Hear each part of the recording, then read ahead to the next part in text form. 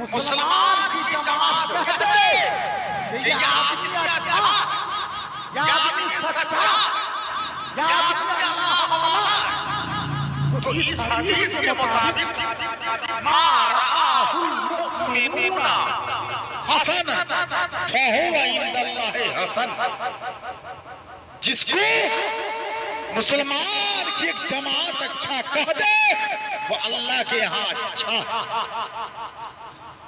تو جب صوفی مطیع الرحمان صاحب کو سنی مسلمان کی جماعت اچھا کہہ رہی ہے، سچا کہہ رہی تھی اور کہہ رہی ہے، تو بے شک ان کی قبر پر چادر بھی چڑھائی جائے گی، ان کی قبر پر پھول بھی ڈالا جائے گا، ان کا عرس بھی ہر سال منایا جائے گا انشاءاللہ۔ ٹھیک ہے، اب آپ سمجھ گئے؟ اور آپ لوگ مر جائیں، پیسے والے ہوں، شہرت والے ہوں، دولت والے ہوں، ثروت والے ہوں، صلاحیت والے، انتقال کر جائیں تو ان کی قبر ہے، ان کی قبر کو کیا کہیں گے؟ قبر۔ اور اللہ والے کی قبر کو کیا کہیں گے؟ مزار۔ آپ لوگوں کی قبر ہے قبر اور اللہ والے کی قبر ہے مزار، فرق دیکھ رہے ہو؟ آپ لوگوں کا کے لیے یہ کام کریں تو برسی، اللہ والے کے لیے کریں تو عرس، فرق دیکھ رہے ہیں؟ چادر ہم اس لیے قبر پہ ڈالتے ہیں، قبرستان میں 1000 قبریں ہیں، 1000 قبور، ان میں سے کہ اللہ کا ولی ہو اور زمانہ جانتا ہے کہ اللہ والے، ٹھیک ہے، تو ان کی قبر پہ چادر اس نیت سے ڈالتے ہیں کہ عام قبروں میں یہ ممتاز ہو جائے، فقط اتنا ہی، اس کے جواز کا اتنے مسئلہ ہے، باقی کوئی مسئلہ نہیں، صرف امتیاز پیدا ہو جائے کہ اللہ والے کی قبر ہے، ٹھیک ہے۔ اب ہم صوفی مطیع الرحمان کی قبر پہ چادر بھی چڑھائیں گے، ڈالیں گے۔ اب چادر ڈالنے کے لیے یہ کہنا کہ یہ ولی، کیسے ولی مانا؟ ہوا میں اڑتے نہیں دیکھا، ولی کیسے مانا؟ پانی پر چلتے نہیں دیکھا، ولی کیسے مانا؟ آگ میں ہاتھ کو ڈالتے نہیں دیکھا، ولی کیسے مانا؟ کیا سن رہے ہیں؟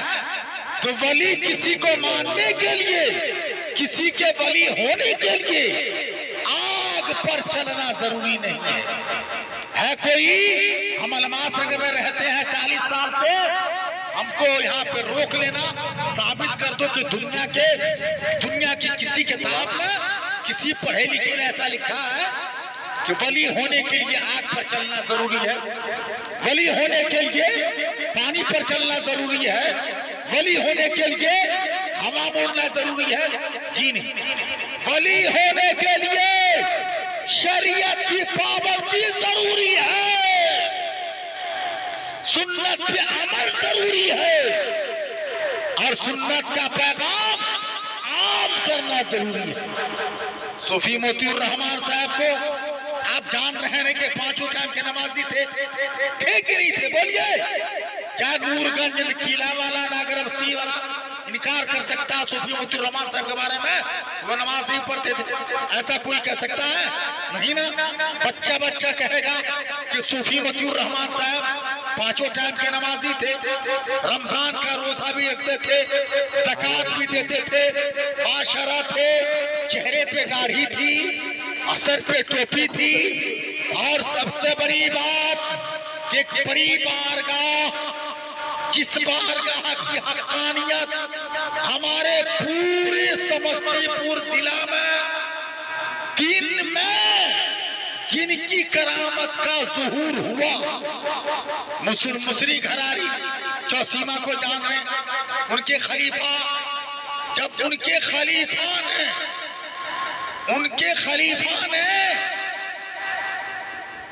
ان کی کرامت کا اظہار خود سے کر دیا تو ان سے उनकी विलायत का इजहार हुआ, उतनी बड़ी बारगाह से कस्बे फैज तफवीज फैज हासिल किए हुए थे सूफी मोतीउर रहमान।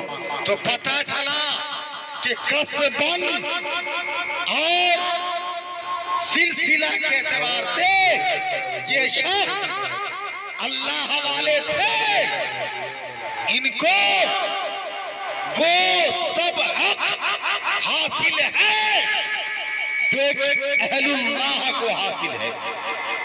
सूफी मोतीउर रहमान साहब के मजार के साथ इनके मजार का उतना एहतराम किया जाए जितना एहतराम और बुजुर्गाने दीन के मजार का किया जाता है। समझ रहे हैं?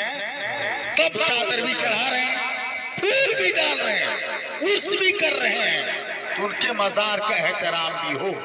और हाँ, उनके बाल बच्चों ने या उनके घर वालों ने ये ध्यान लिया कि मुझको उर्स करना है, तो पहले आप इसमें सक्षम हैं, अपने आप में अंदाजा कर लेंगे कि किसी चीज की बुनियाद डालना कमाल नहीं है, बल्कि उसको उस पर हमेशा परतना कमाल है।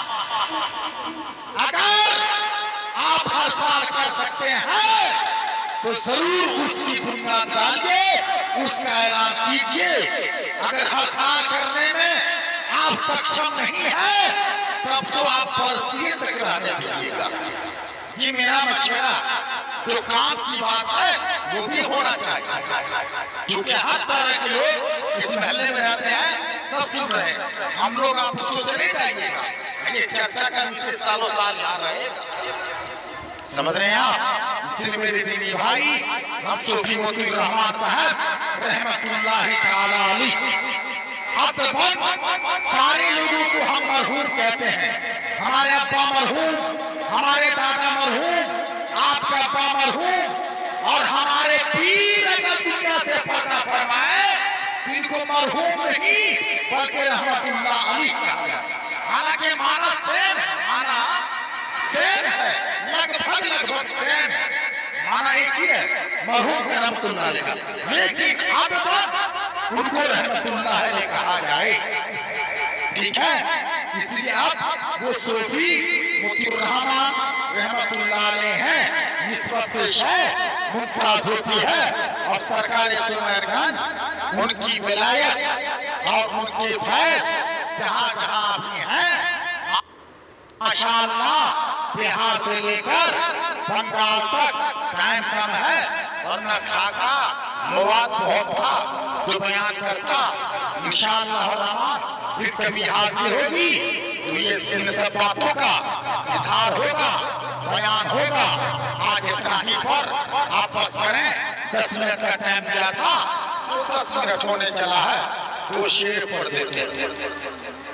अब ये साली बाबू देखते हैं, ये अपनी आवाज इनकी अलग है, मसनूई आवाज अलग है, 2-3 किस्म की आवाज को फेंट करके पढ़ते हैं। बात से पता चलता है कि पूरे खानदान से नाशिक हो रहे हैं। अल्लाहुम्मा सल्ली अला सय्यिदना मौलाना मुहम्मद मादिल वजूद वल करम वाली बारिक वसल्लम सल्लल्लाहु अलैहि या रसूल अल्लाह या हबीब अल्लाह सल्लल्लाहु अलैहि वसल्लम। देखिए निस्बत बड़ी है। यहाँ साहिब सज्जादा गुलाम और साहब गुलाम तशरीफ रखते हैं, ठीक है? निस्बत बड़ी है भाई, निस्बत आपने पाया दाता सुमेरगंज की आबादानी सिलसिले की, उस निस्बत पे कायम और दायम रहो। जैसे आप कायम है ना, आप चाहते हैं कि सिलसिला आगे बढ़े, तो ये सिर्फ जलसा कराने से नहीं बढ़ेगा, नारा लगाने से नहीं बढ़ेगा। किसने कह दिया कि नारा लगाने से बढ़ेगा? ये मैं पर्ची लाठी से दिया। अगर चाहते हो तो इस हाफिज सिलसिला आगे बढ़े, तो जैसे आप इस सिलसिले में दाखिल हैं, आप अपने बाल बच्चों को भी दाखिल करा दीजिए ना, तब ना समझा जाएंगे हाँ आप सरकारी सुमेरगंज के दीवाने हैं। आए आपने ये थोड़े होता है, सिलसिला को आगे बढ़ाओ तब चलेगा।